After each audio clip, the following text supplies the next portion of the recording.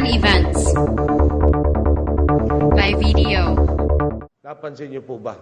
Pati ang weather forecasting gumanda. Napansin niyo po ba na hindi na paulit-ulit ang mga mensahe ng Pag-asa? Ngayon po, nakatutok na at mas malaman ang mga weather bulletin natin. Ang dating intermittent rain showers across the country, ngayon sasabihin sa nauulan sa ganitong lugar ng ganitong mga oras.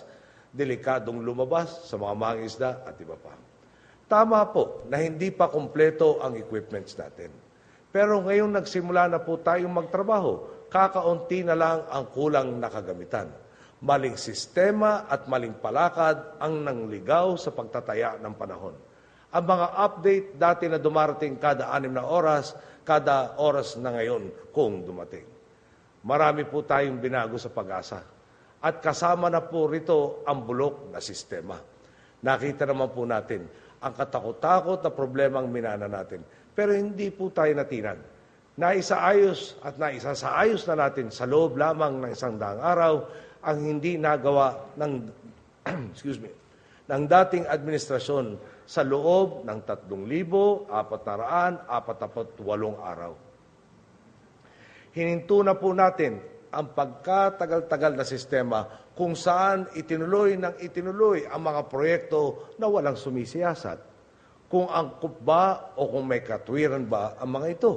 Isinulong po natin ang zero-based budgeting. Ang sabi po namin, isa-isay natin yan. Kung hindi po mapatunayang may isa-isay ka pa, tigil na ang ginugugol ng bansa sa iyo. Ang mga agricultural input subsidies na lalo lamang nagpapayaman sa mayayaman na habang binaliwala ang mga mahihirap.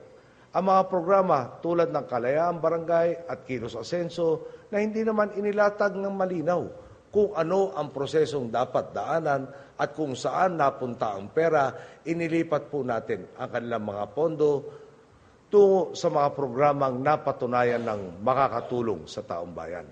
Humigit kumulang na 11 bilyong piso pa po ang 1 bilyong piso pa po ito na magagamit at mas mapapakinabangan natin lahat. Sa edukasyon, kalusugan at pag-ahon sa kahirapan, natin itinutok ang pondong natipid natin. Mula 175 billion pesos, umangat ang budget ng DepEd sa 207.3 billion pesos.